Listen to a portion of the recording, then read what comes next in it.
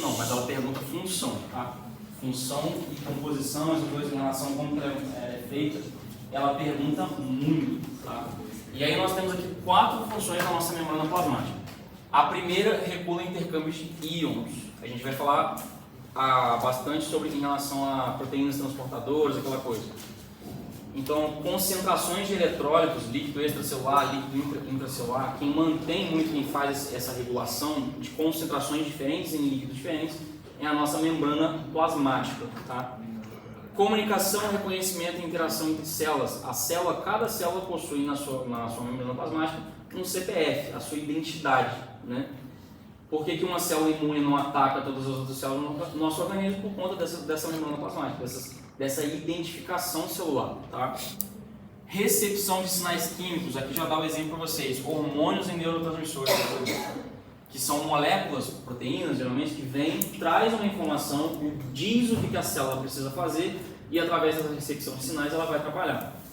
Amplificação e transformação de sinais, essa aqui já é a mais específica do nosso sistema nervoso, tá? A gente está falando principalmente de impulsos nervosos aqui. Ela recebe, ela tem essa capacidade de condutibilidade e excitabilidade, né? Ela gera um impulso e também consegue passar o seu impulso nervoso. Então lembrar de pelo menos 3. Regula o intercâmbio de íons, comunicação, reconhecimento e interação sobre células. Se conseguir lembrar de uma dessas 3 palavras aqui, já está bom também, tá?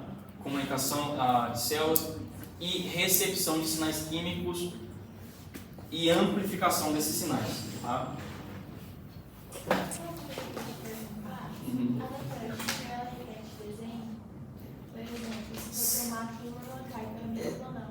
É porque são 10 turmas, então provavelmente sim. Porque os candidatos mais fortes é fosforilação oxidativa, ciclo de Krebs, sarcômero. Às vezes ela pede para fazer aquele resuminho da síntese de proteínas. Então assim, mas tem chance sim de repetir desenho. Porque são 10 turmas, então não tantos candidatos para desenho assim. Composição molecular na membrana plasmática. Esses são os 3 componentes principais, tá? E outra coisa, já colocando aqui, esses 3 componentes, aqui, isso seria a composição de um eritrócito. Não é para memorizar isso aqui. Porém, ela põe isso aqui só para dizer que em cada célula, esses componentes variam de quantidade, tá? Então, essas porcentagens aqui podem estar diferentes dependendo da célula. É isso que é importante vocês lembrarem aqui. Não precisa lembrar da porcentagem. Lembrar que é diferente. Cada célula possui uma composição molecular da sua membrana plasmática em diferentes quantidades. Mas lembrar que os 3 componentes principais da minha membrana plasmática é proteína, lipídio e hidratos de carbono ou carboidratos. As 2 palavras estão ok, tá? Proteínas, lipídios e hidratos de carbono são as composições principais da minha membrana plasmática. Modelo do mosaico fluido. Saber que quando a gente fala de mosaico fluido, a gente está falando de uma propriedade chave da membrana que ela muda, ela está sendo constantemente desfeita e refeita. Ela não é um prédio que é construído e daquele jeito fica pelo resto da vida, não. Essa membrana, o tempo todo, ela está perdendo esses componentes. Quando a gente fala de transporte de membrana, exocitose, endocitose, essas coisas, a gente vê que a membrana ela se desfaz, ela perde um pedaço dela para fazer uma vesícula ou para fazer exocitose, enfim, ou pela simples degradação natural das suas proteínas, tá? Da sua substância. Então, o mosaico fluido é lembrar dessa fluidez, lembrar que essas moléculas estão o tempo todo mudando, tá?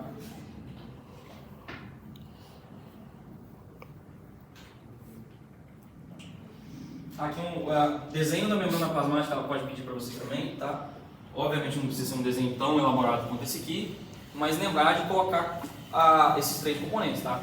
Lipídios, proteínas e hidratos de carbono. Então, se você for fazer um desenho da membrana plasmática, colocar esses 3 componentes.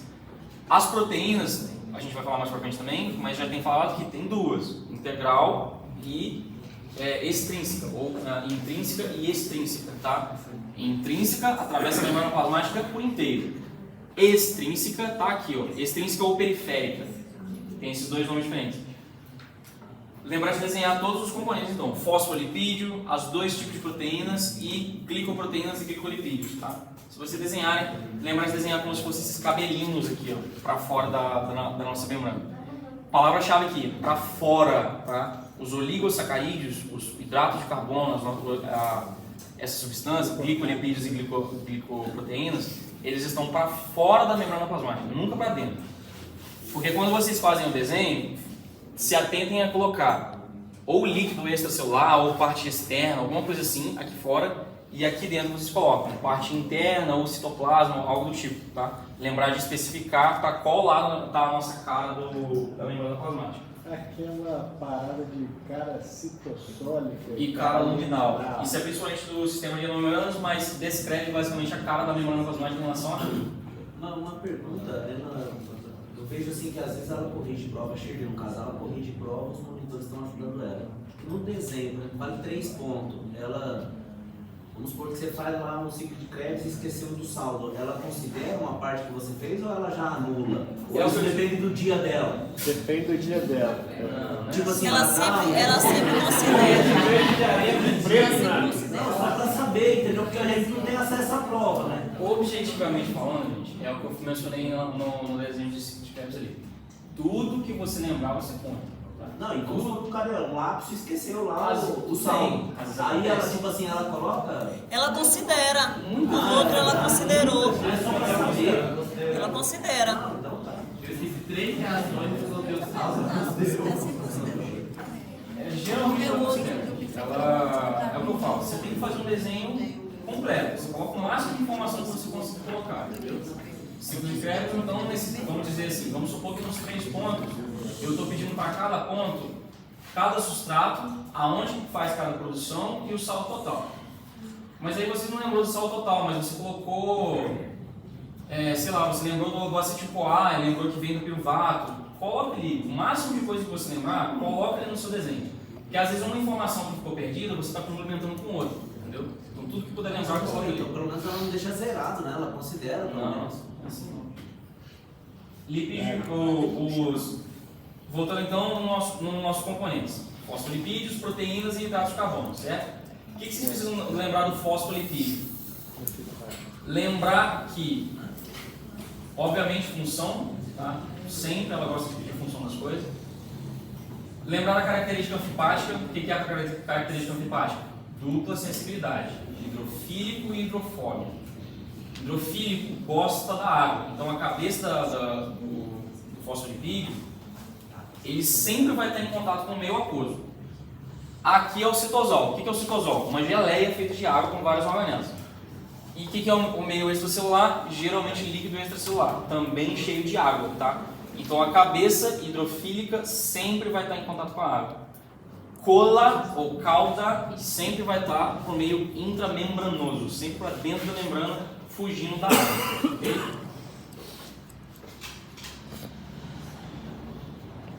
Função deles, primeira de todos, sempre cai muito, componente estrutural principal. Lembre-se dessas 2 palavrinhas principais. Estrutural principal. Ativação de enzimas. Lembra-se que a gente estava conversando sobre os imógenos, né? Aquelas enzimas que são produzidas de forma inativada, que precisam ser ativadas. Geralmente, quando elas chegam na membrana plasmática de órgãos específicos, aí sim elas vão ser ativadas, tá? Ativação de enzimas. Sinalização celular, principalmente em relação a respostas imunes, inflamação, essa produção aí. Prostaglandina, tromboxana, leucotriena, não precisa lembrar disso agora não, tá? Mas só lembrar que esses 3, de modo geral, eles trabalham para sinalizar o sistema imune. Se está tudo bem, se tem dano celular, etc. Tá? Essa imagem que eu gosto bastante dela, já resume bem tudo que a gente está falando, tá? Propriedade anfipática, localização, membrana plasmática e também em todas as organelas. Quando a gente fala, exceto o ribossoma, né? Mas retículo plasmático, liso e rugoso, carioteca, mitocôndria, complexo de Golgi, endossoma, lisosoma, todos eles são compostos por membrana plasmática. A cápsula deles é composta, a parede deles é uma membrana plasmática, tá? Função, as 3 que a gente mencionou: componente estrutural, sinalização celular e ativação de enzimas. Elaboração, quem que faz eles, quem que fica mantendo eles? Retículo endoplasmático liso. Os grupos funcionais não precisa lembrar, tá? Grupo carboxílio, grupo alcoólico. Colesterol, lembrar que ele responde à temperatura, tá? E ele aumenta a impermeabilidade. em suma, é isso. O colesterol não tem muito o que complicar, não.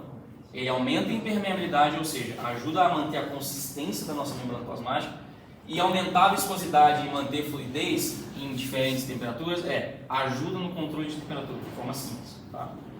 Aumenta a viscosidade em alta temperatura porque ajuda a responder ao calor.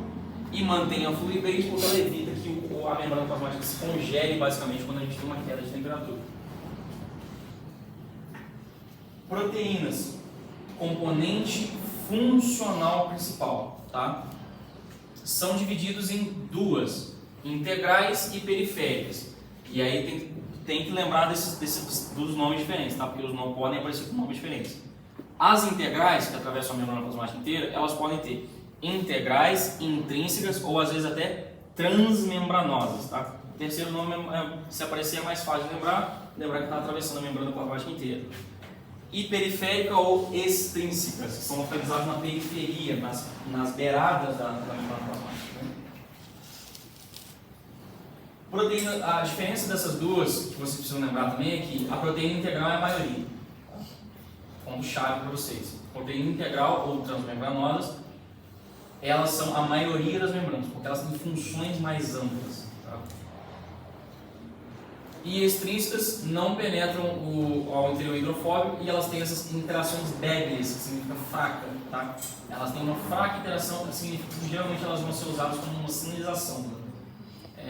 Alguns de vocês acho que teve no trabalho da jornada, né, foi segundo mensageiro, né, que é só que às vezes através do neurotransmissor ele força essa membrana a sair da membrana plasmática para enviar outros sinais, enfim. Mas é só lembrar disso, ela tem uma conexão fraca e ela está em minoria. Funções dessas proteínas, tem que lembrar, tá? Além das funções que a gente está falando das proteínas em si, aqui as funções em relação à membrana. Funções das proteínas em relação à membrana, nós temos a enzimática, né, de ativação de enzimas, receptoras, que aqui a gente pode usar o exemplo por exemplo, de acetilcolina para contração muscular, né? Ela recebe um receptor, uma molécula de mensagem, seja lá qual for a mensagem, e ela passa essa mensagem para dentro da célula, para criar todas as suas alterações necessárias. União celular, fazendo sempre aquele retorno para a histologia, desmossomas e hemidesmossomas. Discos intercalares também, por exemplo, aquelas gap junctions, né, que tem no coração, que ajuda a fazer a união de citoplasmas, enfim, unem uma membrana de uma célula com uma membrana de outra célula. E transporte, que a gente fala amplamente no transporte de membrana, que é o transporte ativo e passivo, né? Seriam permeáveis ou canais iônicos. Glúcidos da membrana, ou os nossos oligosacarídeos, que vocês têm que lembrar deles é o glicocálix, é isso, tá? Os oligosacarídeos, que são carboidratos, tá? São hidratos de carbono, são os nossos glucoproteínas e glucolipídios. Quando a gente fala desses, é tudo um termo casado, tá? O que eles formam, então, é o nosso glicocálix, ou coberta celular. A função principal que vocês não podem esquecer do glicocálix é o CPF celular, identidade da célula. Ele ajuda a identificar uma célula com a outra, tá? Outras funções que mencionam, mas são pouco cobradas, é em relação ao microambiente. O que significa microambiente? Ela detecta e controla o ao redor de toda a célula. Cada célula individualmente tem a capacidade de identificar diferentes concentrações de moléculas, de íons, diferentes coisas ao seu redor. Tá? Função enzimática e proteção celular. Proteção celular, física e química. Tá? É só isso, é uma coberta celular. Ela cobre a célula e evita danos à membrana plasmática. E o reconhecimento celular, que eu não quero que vocês esqueçam, tá? O mais importante é o CPF da célula. A identidade da nossa célula está aqui no nosso glicocálix.